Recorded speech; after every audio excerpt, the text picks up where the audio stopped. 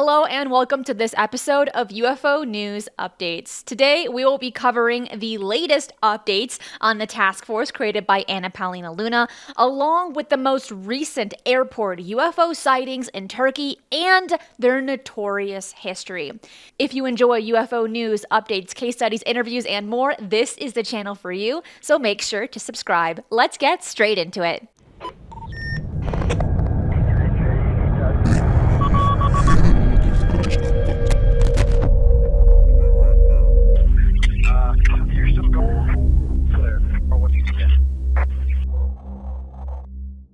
So, as we know from last week, Representative Anna Paulina Luna created a new task force trying to uproot all of these government secrets. And one of the things that obviously caught my attention is her attempting to be more transparent with UFOs and USOs. Yes, there are other things that she'll be covering as well, but this channel is all about UFO news, history, updates, and so on.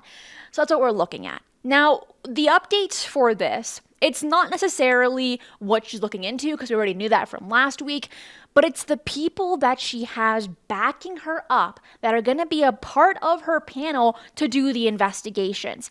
This is not looking at politics in any way. This is merely looking at the fact of these people's interest in UFOs and what they have done publicly to push the disclosure movement. I will also mention this, is that people are going to mention it, so I'm just going to state it before anyone says anything.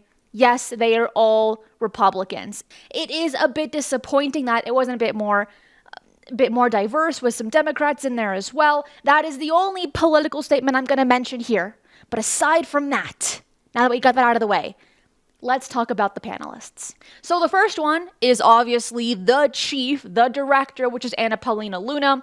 And what's remarkable about her is that almost since the beginning, she has shown a public interest in UFOs, wanting to speak to people behind the scenes, wanting to speak to Air Force pilots, wanting to speak to Grush and give him back his clearance, things like this. She has been very vocal with her disappointment in how this topic has been so convoluted, but at the same time, in many respects, optimistic that there is something to this and we need to get to the bottom of it. So it is exciting to see that she is the person in charge of all of this. Then right next to her, and another person that has been involved this time since the beginning, is Tim Burchett. He saw the AOI MSG, the first UFO hearing that we got in 50 plus years in 2022 with Bray and Moultrie, and that was an absolute mess. Do I recommend you watching it? No, I did it for you.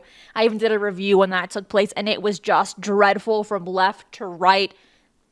But it set a foundation for these other congressional hearings. When he saw that one in 2022, he said it was a load of BS. He was so flustered during the hearing that journalists came up to him, reporters came up to Tim Burchett, and he was like, this was the worst hearing I've ever been to. And you know what?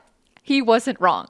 But he was also present at the latest two UFO congressional hearings, the one in 2023 with David Grush, and the one in 2024 with Gallaudet, Elizondo, Schellenberger, and Gold. He has also been very much in the front lines, looking into this, asking tough questions.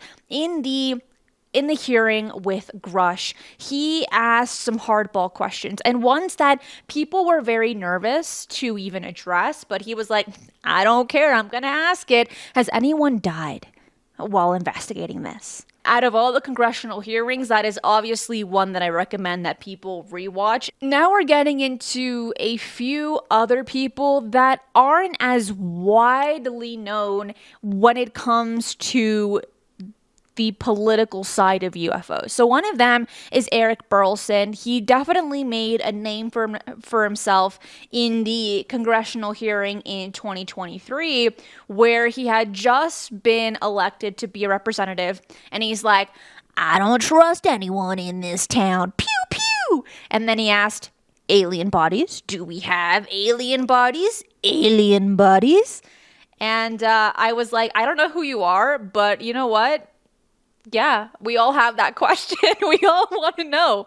Funny enough, Eric Burleson asked that exact same question in the last hearing, and he practically got the same answer. That is just one person that has been in the topic but hasn't really been making waves like Anna Paulina Luna and Tim Burchett. And then we're getting into more people that I'm like, I don't really know who they are. One of them being Lauren Boebert. I saw her for the first time in the latest congressional hearing. She did not give a good first impression because, again, I don't follow politics and the political side, just about UFO. So for me, I was like, I don't know who this woman is. Let's hear what she has to say and if she has any good questions. How she started it off was, I was like, no, she sounds a little crazy. But the questions that she asked, which it's unfortunate that her intro outshined her questions, but she asked about a lot of things pertaining to USOs. Do we know about any bases? Do we know whether they're coming in and out of the water? They were pretty targeted.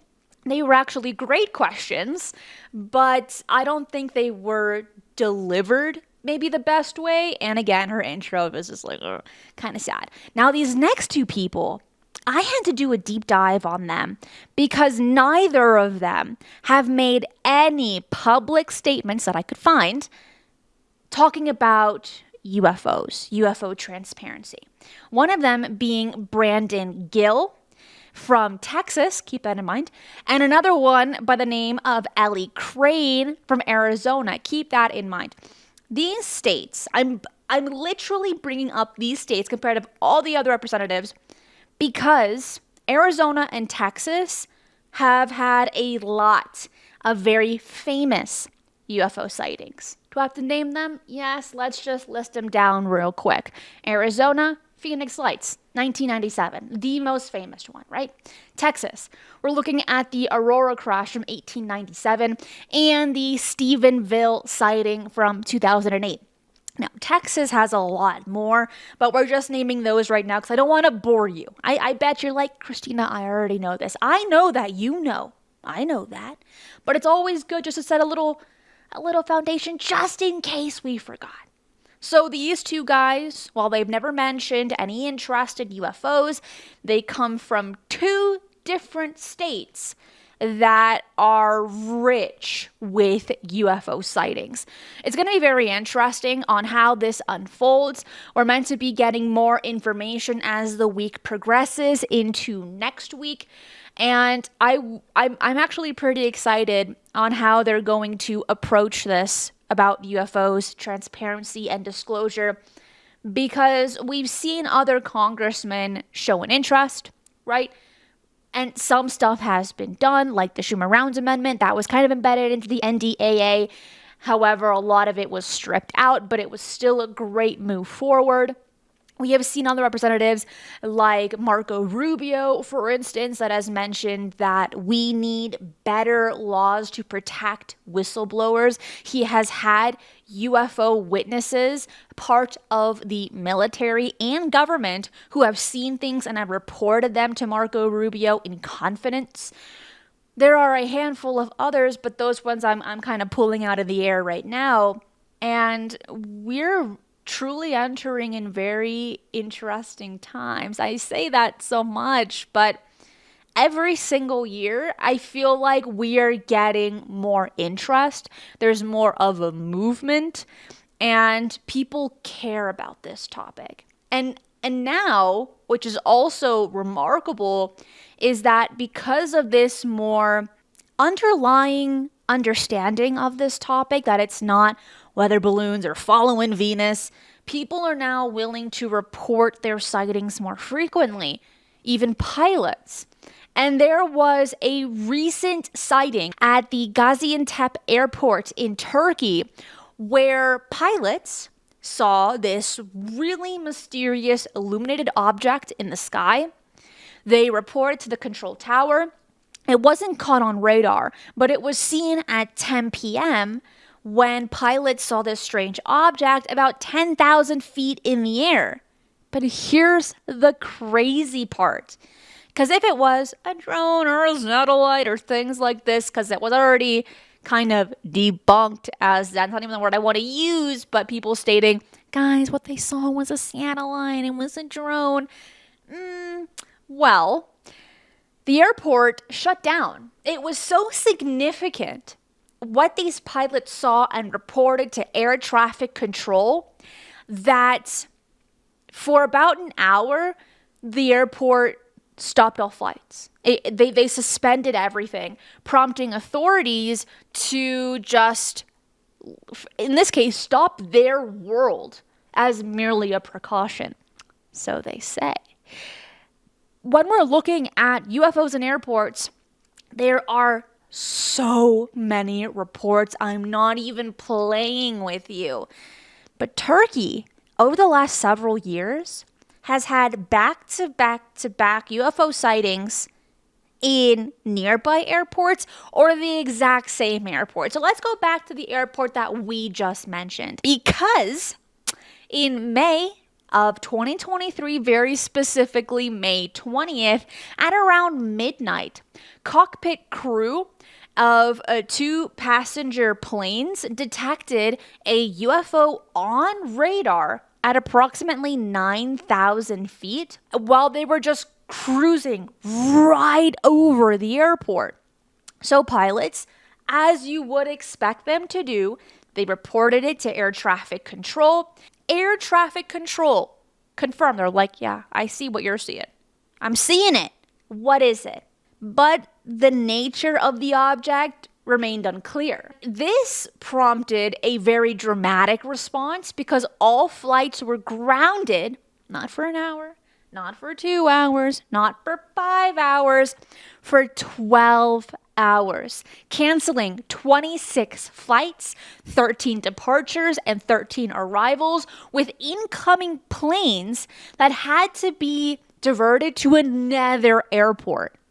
That's how bad it was. But since we're still sitting in a beautiful country like Turkey, I covered this. It was last week? 2 weeks ago? This one was in Istanbul's Sabiha Gökçen Airport, where near the end of January, for 3 days, pilots were seeing strange things in the sky. But not only that, with that particular flap, because a flap is any UFO sighting has happened on more than one occasion, these pilots received traffic collision avoidance system warnings, with one pilot reporting, on final approach at 300 feet, we received a traffic alert. It could be a drone or another aircraft, for your information. And that was the pilot reporting to air traffic control. Well, the control tower said, sir, we have been dealing with this for the past 2 days, and several flights before you have also received this warning. We have reported it to the coastal authorities. And what happened?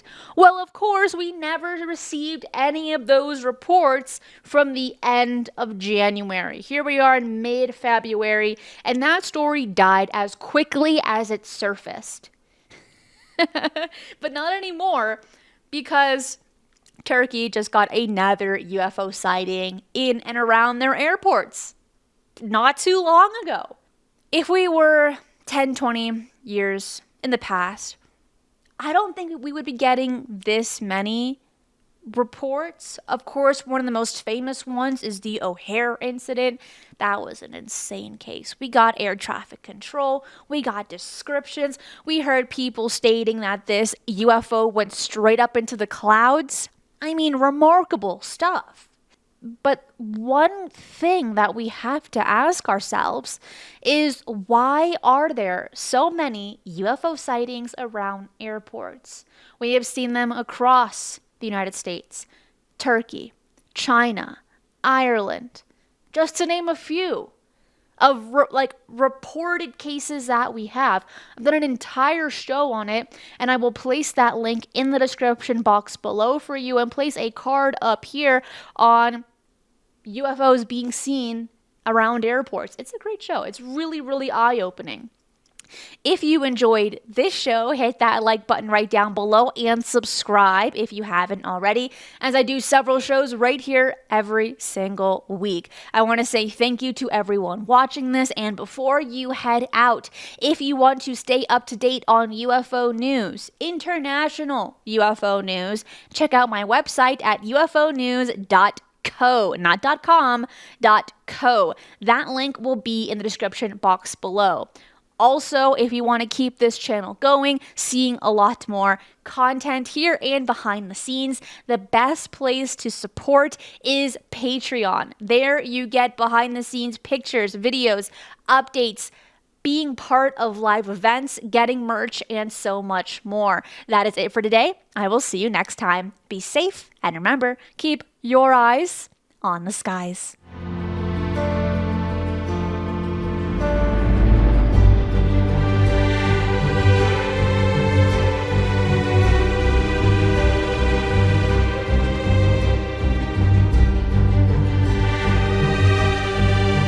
If you enjoy the strange and the mysterious, UFOs, the paranormal, and cryptids, this channel is for you. So make sure to subscribe, as I do 3 videos right here every single week, and hit that notification bell so you do not miss any of the bonus content I post right here.